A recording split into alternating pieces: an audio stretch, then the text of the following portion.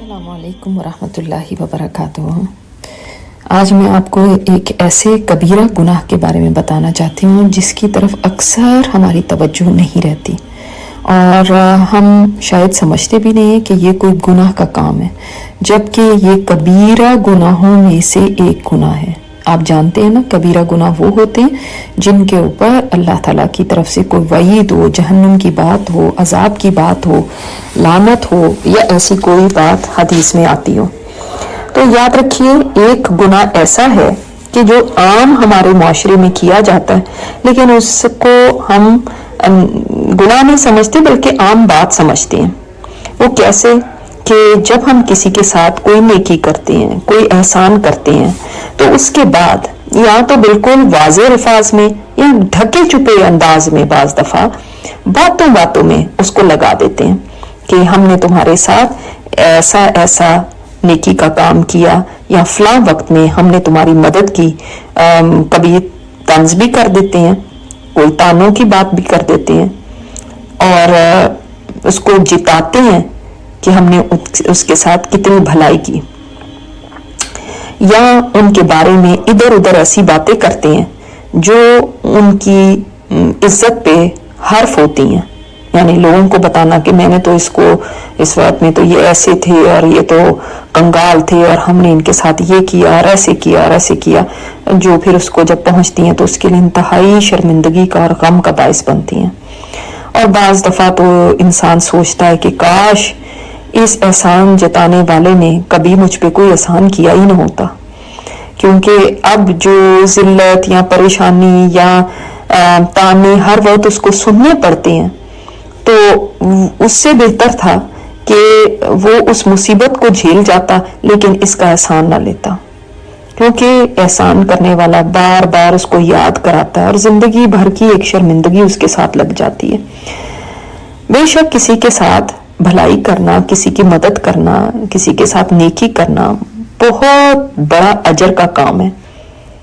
کسی کے ساتھ احسان کرنا بہت بڑی نیکی ہے، مگر احسان کر کے احسان جتلا دینا انتہائی گھٹیا صفت ہے۔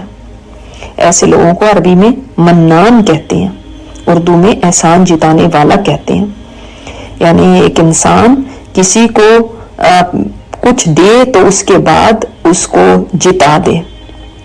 امام قرطبی احسان جتانے والے کی تعریف یوں کرتے ہیں کہ کسی کو جتانے اور دھمکانے کے لیے اس پر کیے ہوئے احسان کا تذکرہ کرنا، مثلا یہ کہنا میں نے تیرے ساتھ فلاں نیکی کی ہے، تجھ پر فلاں احسان کیا ہے۔ اللہ اکبر۔ اسی طرح بعض لوگوں نے احسان کی تعریف یوں کی ہے کہ کسی کو دی گئی چیز کا تذکرہ اس طرح کرنا کہ اس کو جب یہ بات پہنچے تو اس کے لیے تکلیف دہ ہو۔ تو جیسے میں نے آپ کو بتایا کہ یہ کبیرہ گناہ ہے اور کبیرہ گناہوں کی سزا ہے، اور یہ معاف نہیں ہوتے جب تک کہ انسان واقعی اللہ تعالیٰ کے آگے توبہ نہ کرے۔ یہ کبیرہ گناہ اس طرح سے بنتا ہے کہ اس کے بارے میں اتنی بڑی وعید ہے حدیث میں کہ آپ صلی اللہ علیہ وسلم نے جن 3 لوگوں کے بارے میں فرمایا قیامت کے دن اللہ تعالیٰ نہ ان سے بات کرے گا، نہ ان کی طرف نظر کرم کرے گا، نہ ان کو پاک کرے گا، بلکہ ان کے لیے دردناک عذاب ہوگا۔ ان میں ایک احسان جتانے والا بھی ہے کہ کسی کو کچھ بھی دیتا ہے احسان جتانے شروع ہو جاتا ہے۔ یہ تھوڑے دلی لوگوں کا کام ہے جن کے دل بہت چھوٹے ہوتے ہیں، وہ نیکی تو کر لیتے ہیں لیکن اس کے بعد نیکی کو سنبھالیں کیسے، لہٰذا وہ اس نیکی کو الٹیاں کرتے ہیں، اس کی قے کرتے ہیں اور جگہ جگہ قے کرتے پھرتے ہیں۔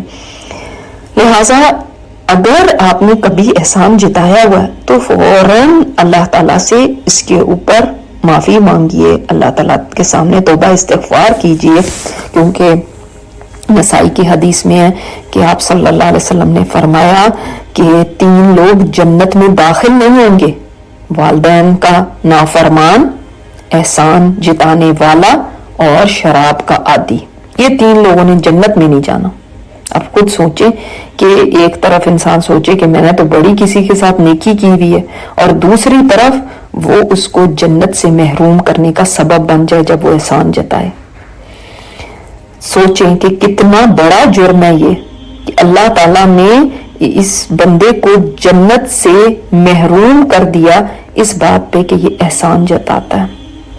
اس کا اجر تو کیا ملنا، بلکہ اس کے لیے دردناک عذاب کی وعید سنائی گئی ہے۔ جب انسان یہ سمجھتا ہے کہ کوئی کام وہ اللہ کی رضا کے لیے کر رہا ہے، پھر تو کسی پہ احسان جتانے کی ضرورت ہی نہیں ہوتی۔ لیکن احسان تبھی جتایا جاتا ہے جب انسان کسی انسان کی طرف دیکھتا ہے کہ یہاں سے مجھے بدلہ مل جائے، اور جب اس کو وہ بدلہ نہیں ملتا یا اتنا بدلہ نہیں ملتا جتنا وہ سمجھتا ہے، تو اس کے بعد وہ احسان جتانے لگتا ہے اور کہتا ہے میں نے تمہارے ساتھ یہ نیکی کی۔ ایک اور حدیث میں آتا ہے، طبرانی میں ہے، آپ صلی اللہ علیہ وسلم نے فرمایا 3 قسم کے لوگوں کی نہ کوئی فرض عبادت قبول ہوگی نہ کوئی نفل عبادت۔ نمبر 1 والد کا نافرمان، نمبر 2 احسان جتانے والا، اور نمبر 3 تقدیر کا منکر۔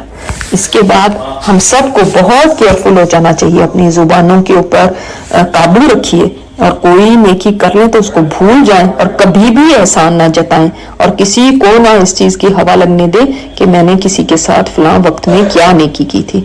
اللہ تعالی ہمیں اس گناہ سے محفوظ رکھے۔ السلام علیکم ورحمۃ اللہ وبرکاتہ۔